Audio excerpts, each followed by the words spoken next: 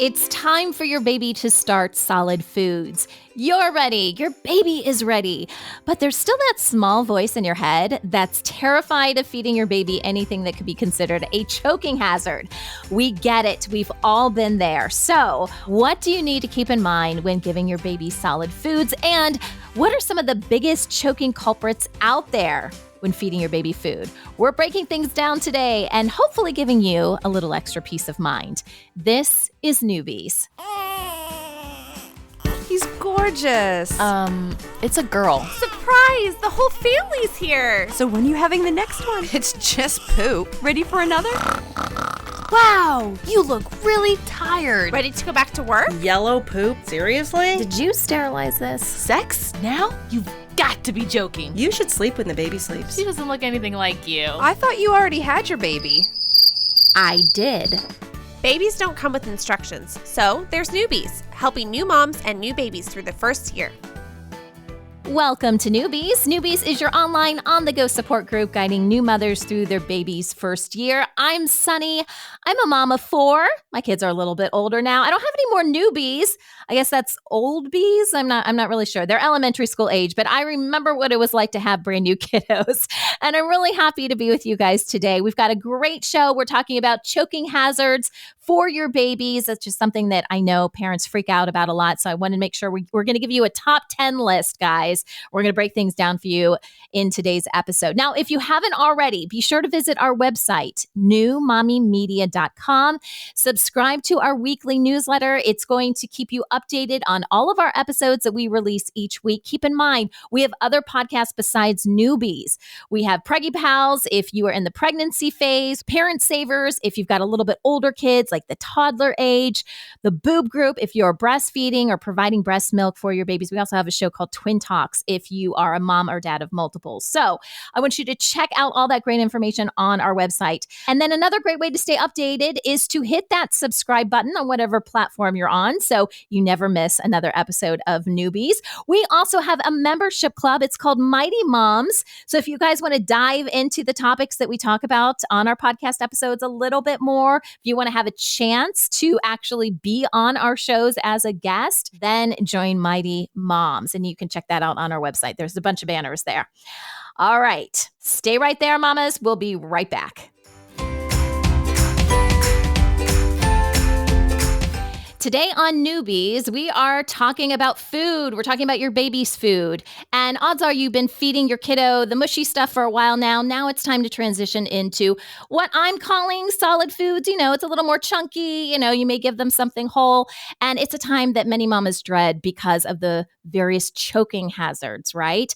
So what do you need to keep in mind to make sure this doesn't happen in your home? Well, our expert today is Renee D'Andrea from New Ways Nutrition. She is a dietitian who focuses on child and family nutrition.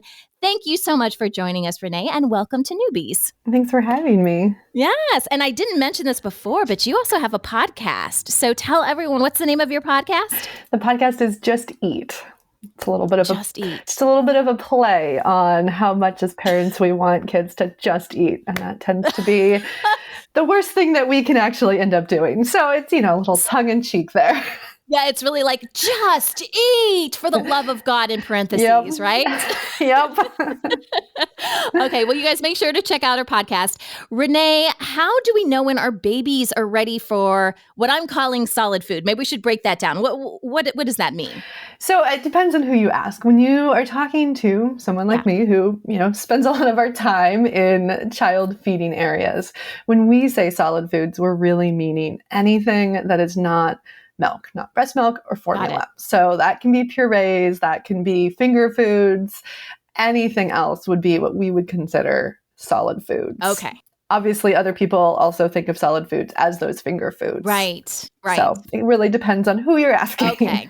So I guess when I say solid foods, I'm thinking about maybe a stage beyond that. I don't know if there was an official term for that. I'm thinking of something that isn't mushy, that's more like, hey, I want to give you something that a normal person would eat, but maybe tailored a little bit more for your age.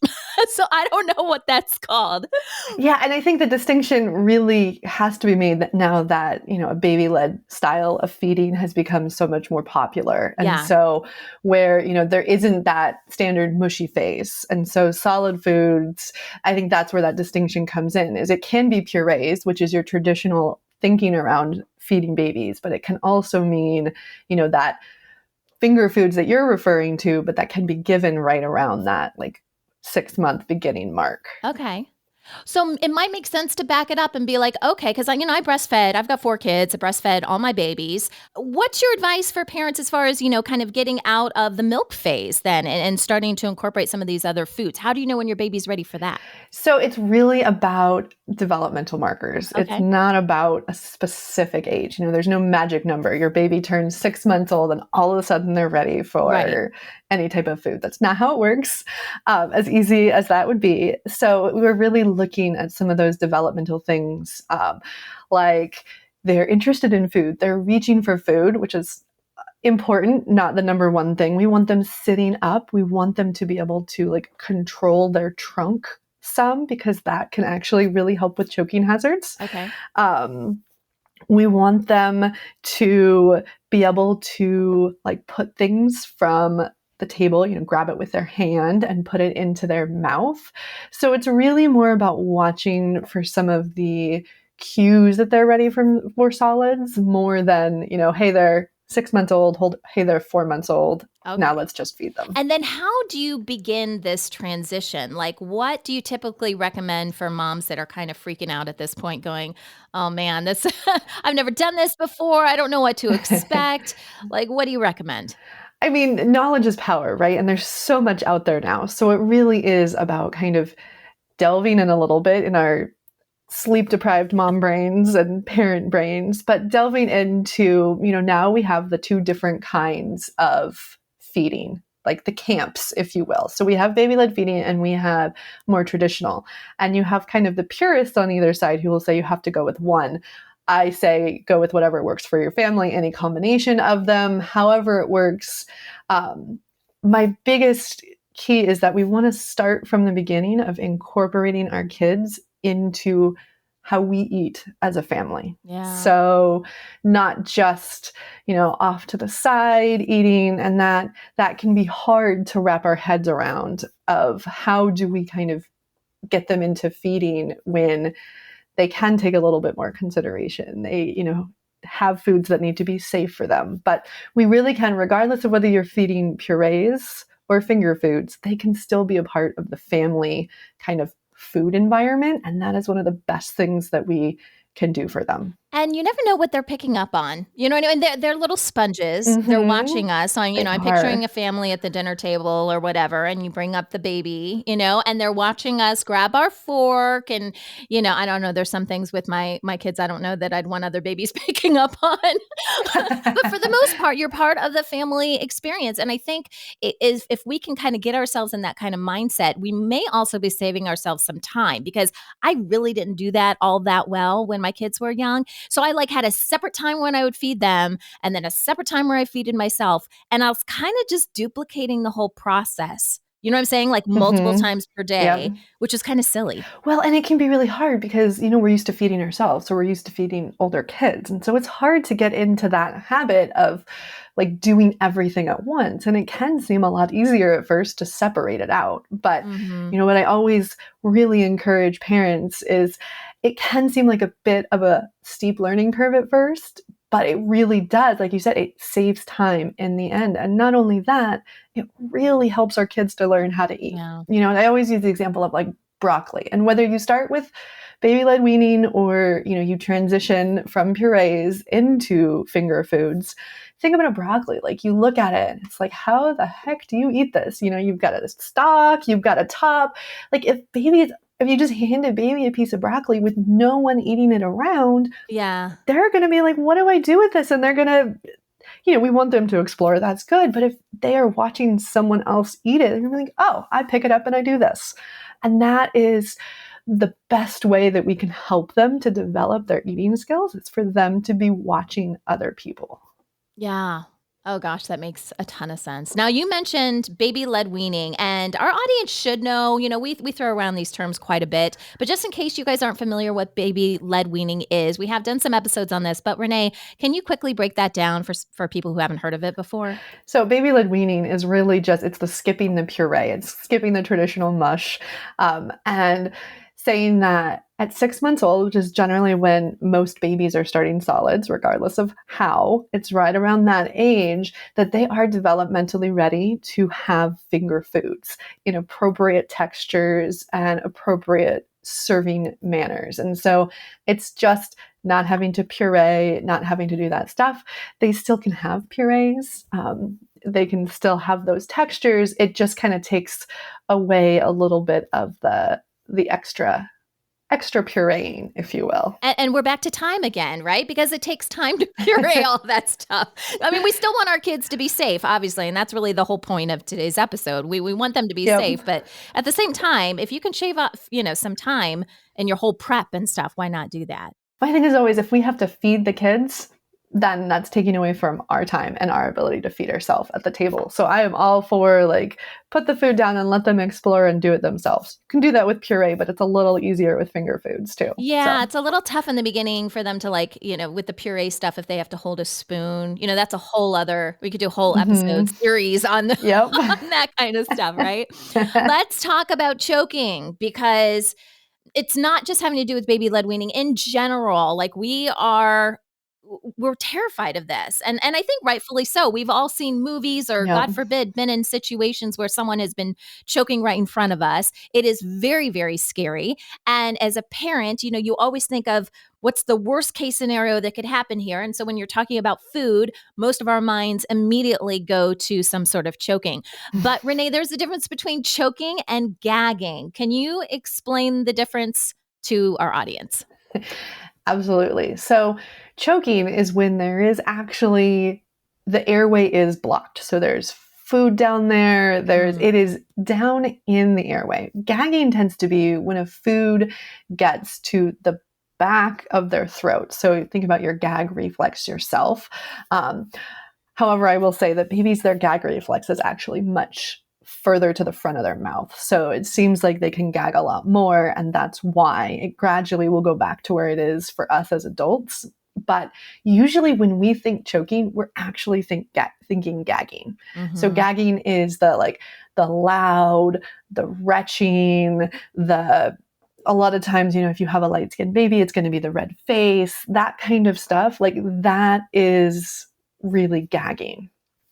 And gagging is, think of it as a warning mechanism. It's a safety mechanism for our babies. As they're learning to manipulate food in their mouth, sometimes they're going to lose track of it. Their tongue isn't going to know where to do it. They're still figuring that out. And sometimes the food will get further back than they want it to. And that's where the gagging comes in, to get it out and to keep it safe. Once it gets past that gagging, that's when, the gagging doesn't work and then they choke. That's what we're really looking to avoid.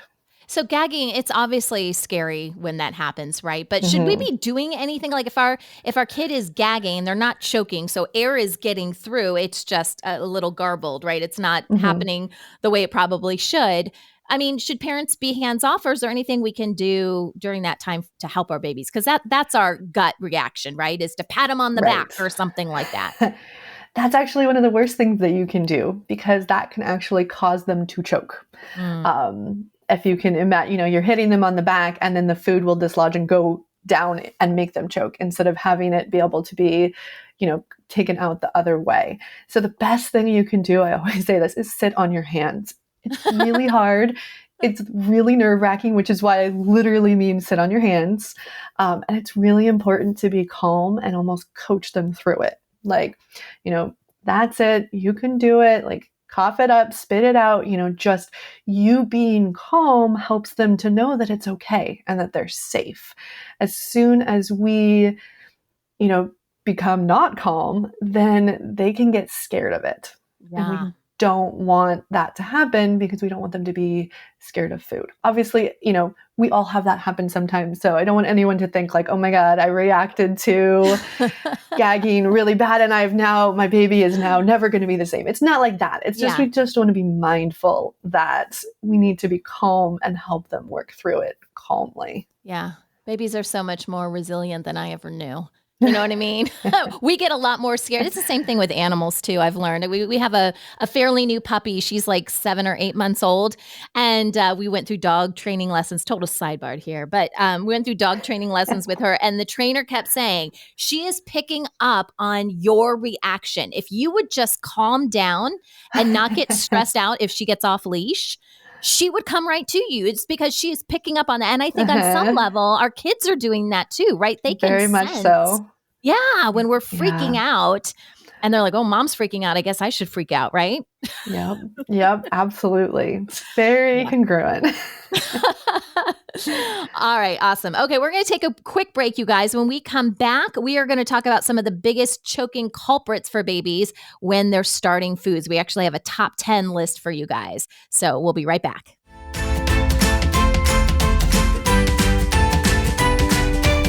Welcome back to Newbies. We are continuing our discussion with Renee D'Andrea from New Ways Nutrition. Renee, before the break, we started to talk a little bit about choking versus gagging and, all the things that our kids pick up on when we start freaking out about this kind of stuff. But now I want to focus on some of the culprits, some of the choking culprits that we may come across as parents and, how we can get around that. So I have a list here. And guys, we're going to include this link to this list on our website because I know a lot of you guys are multitasking, doing other things.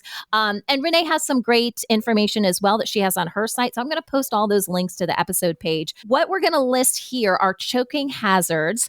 And this was given to us by the US CDC as well as the American Academy of Pediatrics.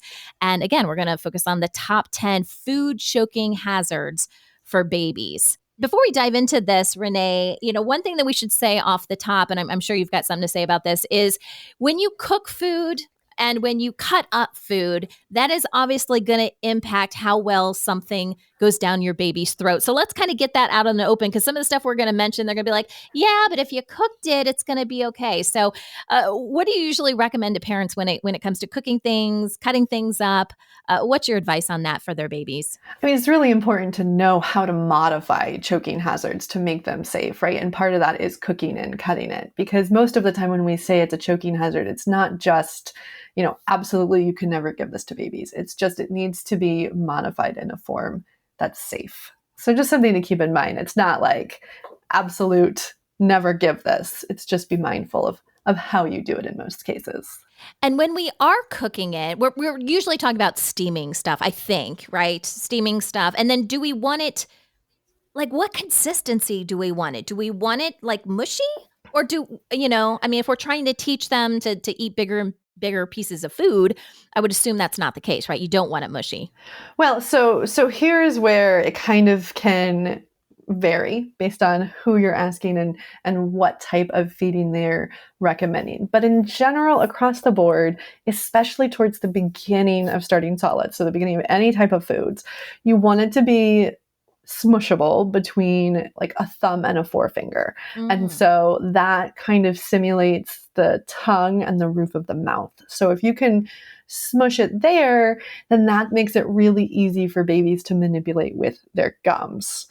That's one of the biggest rules of like baby-led weaning, right? It's not just give your baby anything, it's give them something smushable. And so as they get older and they get more adept at eating. So that would be, as they're transitioning away from purees and they're stepping up, like you could think of them in that sense too, you can start to make it gradually harder. And a lot of times it's the texture, but it's also the shape as they get older that we're looking at. So it's kind of a combination.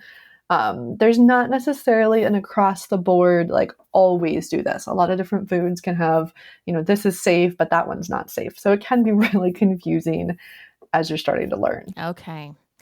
All right. Well, let's dive into our list here. The first item, and this isn't in any particular order, guys, but raw vegetables and fruit. And I saw on a lot of lists, apples get thrown in there. Yeah. Yeah. So what do you think about that? So that's because when you think about it, so let's imagine like an apple wedge that we normally would give to a kid. And this goes for not just in the first year. I mean, this is up to the age of 4, technically. When we're thinking of like a wedge of an apple getting snapped off, you think about it, it's like an inch cube essentially. Right. And babies, Right. like if it's raw, it's really hard for them to break that down. And a lot of times they're just going to try and swallow it, and it's the perfect size to get lodged there. You know, when we say raw vegetables, another common one that you see given to kids all the time is the like baby carrots, which is the perfect Oh, yeah. diameter for lodging in a throat, really. And you see that for kids all the time. So it's just being mindful of those hard chunks breaking off that babies and young kids are just not able to manipulate and break down. I saw it mentioned on one site when I was doing research for this. It said one option for carrots might be to cut it more in strips, like really thin strips. I don't know how you feel about that. So absolutely, like that makes it safe doing anything hard thin. You can do the same thing for apples, but I will caution with that of, you know, imagine like I cut for an 18-month-old apples into thin slices. I mean, we're talking like, you know, a couple millimeters thick slices. Mm-hmm. And then that's not going to get lodged in their throat, but it might be kind of frustrating for them if they're younger that they can't actually chew that easily because they don't have that ability. So the raw, even in thin, they can have it. It's safe. That doesn't mean that it's not going to be frustrating for them. So just keep that in mind from an age range there. You know, don't give that to a 6-month-old. Gotcha. Okay, next on our list, hot dogs, meat sticks, and sausage. That's a really, most people know that by now. And that goes, I want to remind everyone, it goes all the way up to like 4 to 5 years. It's really important. That's one of the biggest culprits. And those, we can make them safe by slicing them lengthwise into quarters, and then you can cut them like bite size there. When you think about it, it's soft on the inside, but it almost like kind of expands. So if a baby or young kid bit off part of that, they could get it down into their throat, and then it kind of expands to take up space. So that's the issue with those, right? And it's hard to bite through it. So if they have like an outside skin, it's not going to be as easy for them to break that down. So they're more likely to get it in their throat, and then it expands in their throat, blocking their air. Yeah, totally. And so that's a really important one to make sure that always cutting those type of things up. Yeah, I didn't even think about the casing on the, sausage, hot dog, whatever. Yeah. Wow. Okay. Grapes, berries, cherries, or melons. This is all kind of grouped together here. Obviously, with grapes, it's easy. I don't know. When I think of choking, I think of a grape. I don't know what it is. Yeah. That's the first thing that comes to my mind is a grape. We've got that messaging across. So that's great. Yeah. I always say cherry tomatoes are right in there too. Yeah. And that's the same thing. It's almost similar to a hot dog in the sense of it has the outside casing and the soft inside. So it's a similar thing that happens with not being able to break it down in the mouth and then getting stuck in the throat. Berries, it's really a shape thing. So if it's like a soft berry that, I think like, frozen and then defrosted raspberries or something like that, right? That's not a concern. So we're not talking all berries, but nowadays you see blueberries out there that are the size of grapes. Yeah. That is going to be the same as a grape. Cherries, if they're fresh, they have the pit. So if they're pitted, then you're still looking at the outside skin. So you can see kind of commonalities in these things. The melon, it's not melons per se. It's like melon balls and stuff like that's in. So again, a lot of these, it's the shape that we're serving them in. It's not the food itself. So if you were to cut melons, like we were talking about with apples, into thin slices or, a size that they have to essentially nibble off of, like they can't just swallow it, then that's going to be safer. So you mentioned seeds that are part of the fruit.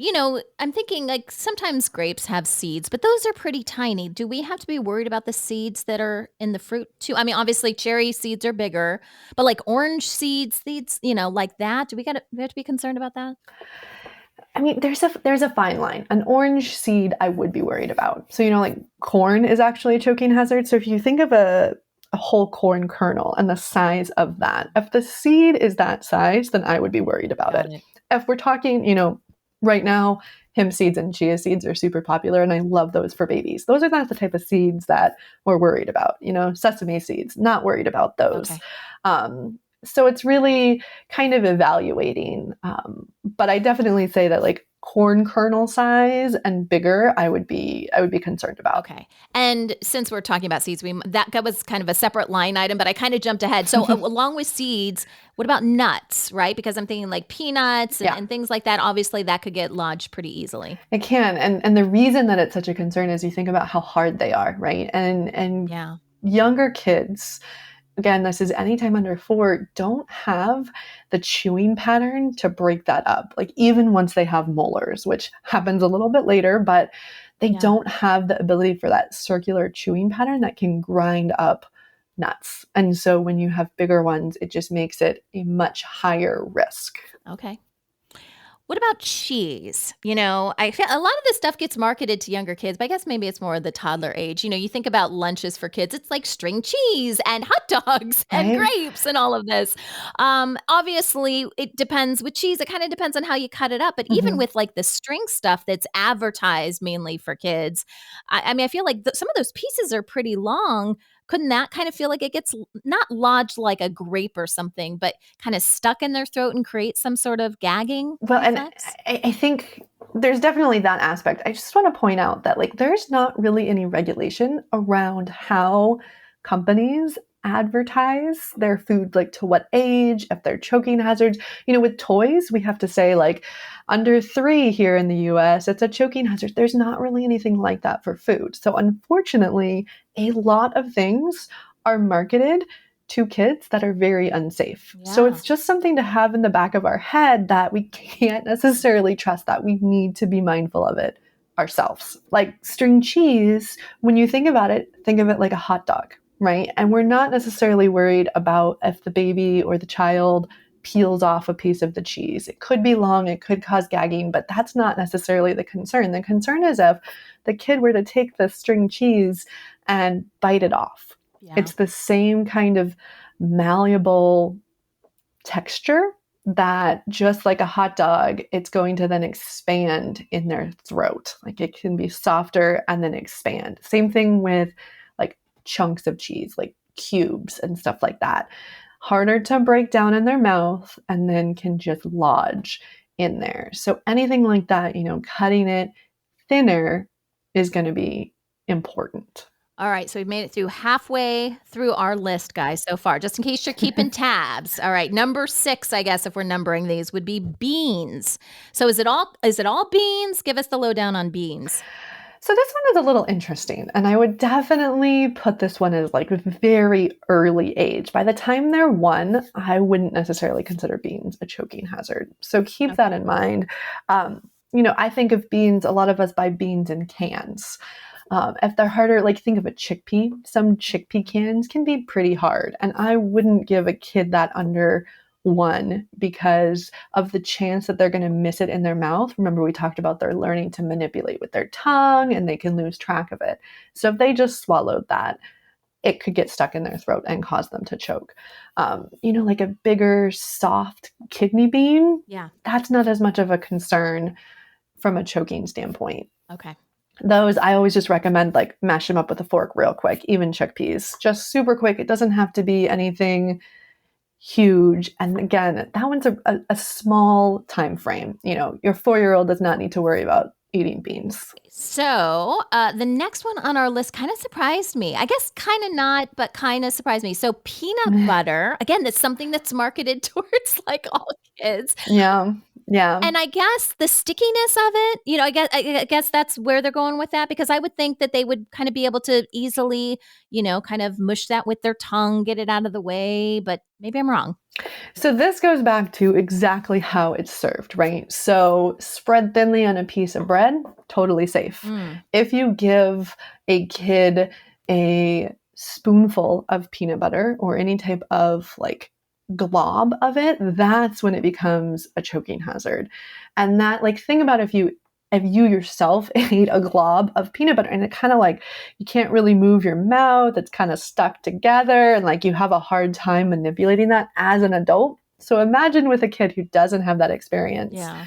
And then a comparison that I've seen before is actually comparing it to like a latex balloon, right? So it can kind of like get stuck back there and just occlude the airway. So it's a little bit of a different thing. It can also, if it's a chunk and it's sticky, it can also go down the throat. But just the important thing to know is just spread it thinly. Like if you want to give it as a spoon, you can thin it out. Yeah. So it's, kind of a drippable texture. And then watch them kind of like if you give your dog peanut butter, then just watch them use their tongue and have some fun with it, right? What is this? As long as we're safe, we're good with that. Exactly. Always be safe. Always be safe. Okay. So the next item on our list, I kind of grouped a bunch of these into one, snack foods. And what I mean by that, I saw popcorn on the list a lot, which makes a lot of sense. We talked about nuts and seeds and things like that. Potato chips, you know how potato chips can have those like harsh like edges and stuff like that. I can totally see how that could get lodged. And then another one that's always marketed to kids is pretzels. So what do you usually tell moms when it comes to snack foods that quite frankly are advertised directly to our kids? They are, right? And it is being aware of the reasons. So tortilla chips are another really big culprit in there. You can think of the corners of them that snap off and can really just get swallowed as a sharp item. And it's just, and I just want to point out too, is I've been talking about like how they're cut, but it's important to remember that even if your kid can handle like a potato chip, we see kids having potato chips all the time when we would technically say that those are choking hazards. And the thing to remember is that 90% of the time, like kids are going to be totally fine. You can say like, my kid's going to handle it. It's no problem. And it's really, that's not what we're concerned about. It's those like unusual times. So if your kid is startled, if, they jump, if they start laughing, those are the times that the choking hazards become pretty dangerous because your kid doesn't have the ability to manipulate it in their mouth and be distracted without choking. Like that's what we're concerned about. And so that's the real thing to remember with snack foods is a lot of kids have had popcorn. A lot of kids have had potato chips. Pretzels are marketed. It's not that they necessarily can't handle it. It's that it's a pretty risky food because kids don't have that multitasking ability and that maturity in their eating patterns to do that. Okay, so we got two more guys on the list. Chewy fruit snacks. Again, the marketing, it's always to kids. And, I don't know. I feel like I've gotten that stuck in my throat a little bit too. So you're right. It totally depends on what they're doing. But I mean, that's something like with some of these items we talked about how it can expand. You squeeze those. You could see just with your hands. Just take a little piece of the fruit snack, squeeze it, and imagine that in your kid's throat, right? And then you get it wet and it's even more of an issue, right? The saliva from the mouth. And so, it's all that kind of expandable things that we're really concerned about in that instance. Okay. And then the last one, guys, it's kind of, self-explanatory. I think we all kind of know this, but some things sneak in, and that is round and hard candy. So what I mean by that, some of the smaller things could be jelly beans, the small, like the mini marshmallows. Like, depends on where you guys live, but I know like in the wintertime, my kids love those little mini marshmallows and they're a little bit older now, but it can be kind of tempting, if their brothers and sisters are having something like that to, throw some to your baby or whatever. And then the other thing that was on this list is caramels or caramels, however you want to pronounce it. But I feel like that kind of has the same impact as the peanut butter that we were talking about, right? Exactly. So that's where we can start to see kind of the similarities here and what we're really worried about. The other one that I would throw in there that is incredibly common. I mean, my dentist tried to give my kids this. A sucker. Yeah. Because those are hard candies. Yeah. Peppermints, like circular candies, anything that is hard and can break off can easily be a choking hazard. So that's another thing that we're really concerned about too. Yeah, that's just it, is that it has the initial appearance of being more safe because it's quote unquote secured onto a stick. But we all know we've all had those suckers that were like, wait, I was sucking on it and now it came apart in my mouth when the world's going on. So obviously we just have to take that into consideration for our kiddos. We talked about cutting things up at the beginning, but it really is about like how, we are presenting it too. If your kid is running around with a sucker, that's way more dangerous than if they are sitting stable, not moving and having a sucker. So that's something else to keep in mind with these choking hazards is if you do want to, it's up to you as the parent. You can make the call of what you are willing to have as your risk level, but I just always encourage parents to keep in mind how you're serving it. And that goes from 6 months all the way, up to grade schools. It's if they're sitting and not running and not walking and not eating in a stroller, things like that, then you are exponentially decreasing their choking risk. That just happened in my house the other day. So I don't usually let my kids have gum. They're in elementary school, but I don't usually let them have gum. But I don't know, gum was at the store, we're going through the checkout line or whatever. You know how that is. They see everything and they want everything. Yep. So I'm like, okay, I'll get you guys some gum. And we got home and I said, okay, here's a stick for you. Here's a stick for you. Here's a stick for you. So we went through the line and I said, I want you to go down. I want you to sit while you're chewing it. They usually go outside and play. And I said, no. You're going to sit and chew it. And if you get bored, then you're going to throw it in the trash can before you go out and play. So yeah, we just had this situation in my house. And you're right. It is all about what they're going to be doing, and, because they're not thinking. And honestly, even we as adults, I remember choking, this was a long time ago, but I had one of those peppermint candies in my mouth and I was just doing something really stupid, but I was active and it kind of got lodged in my throat. I was by myself and my gag reflex kind of kicked in. And because I was kind of like gagging and I got it out. But I have never been so scared in my entire life because there was no one coming to my rescue. And thank God it wasn't a true choking, like it didn't get down so far. Yeah. So I always, no one wants to go through that, but that's in my head every time one of these, potential situations could happen. I think back to that time when I went through it and I'm like, okay, sit down, don't do anything when you're eating gum and then throw it away when you're done. Don't swallow it. It's really important. And I would say, as much as I like to talk about choking hazards and all of that, one of the best things you can do is have them sit. Yeah. But sitting, the caveat for this age group is don't have them eat in strollers. Okay. You could go over a bump in a stroller, you're not having eyes on them at that age. They should be eating when you're able to watch them. I know that's not convenient, but it's really important that, we're mindful of reducing choking risks in that way as much, if not more so than, knowing the top choking hazards. And I hesitate to say this, but any food can be a choking risk, right? Because we can choke on absolutely anything. And I don't say that to make, it more of a stressful issue. It's that there are many other things outside of focusing on exactly how to serve the food that we can do to decrease risk. And that's what's really important. No strollers while eating, have them sit. I remember I was visiting a preschool when I was looking to put my oldest daughter in it, and they were running around having snacks that were tortilla chips. And, my dietitian and I was just like, what is happening? It's like some of them were over 4 and I was like, that could be one thing, but I have 2 risks here. And if they had been sitting, then it would not have been that big of an issue because they were older. Right. But they were running around, not supervised.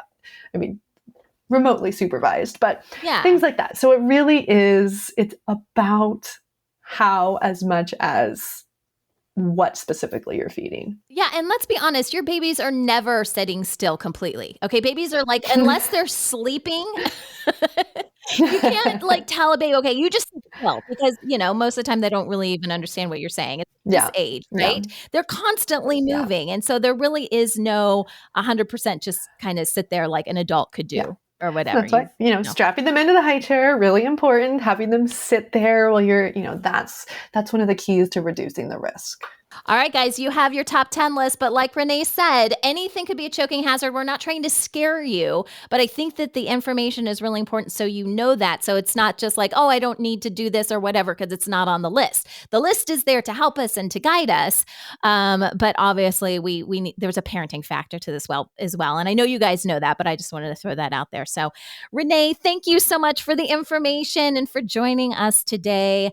We really appreciate having you on our show. Mamas, be sure to check out Renee's website. It's newwaysnutrition.com.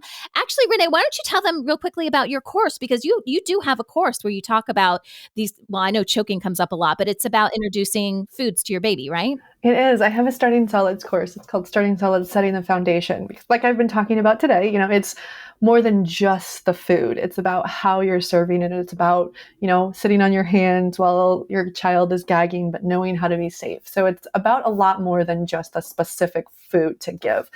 But in this course, I do go a lot into the different choking hazards, exactly how you can serve them safely, the textures you're looking for, the shapes you're looking for.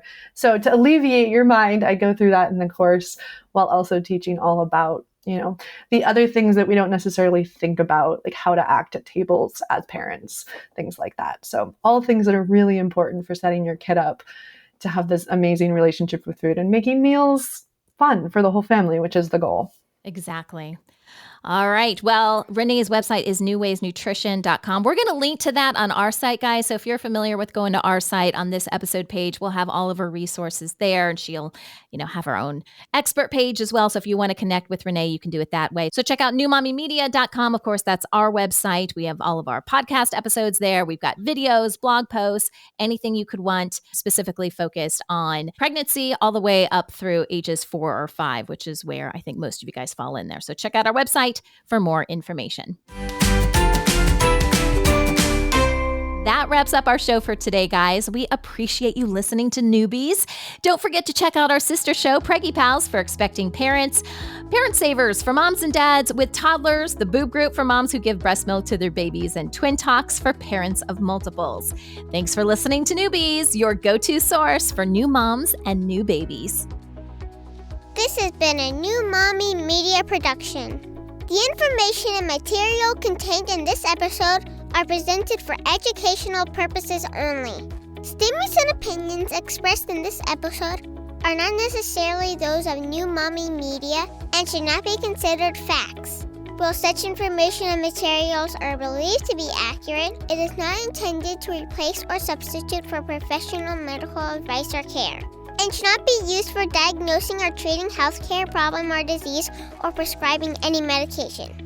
If you have questions or concerns regarding your physical or mental health or the health of your baby, please seek assistance from a qualified healthcare provider.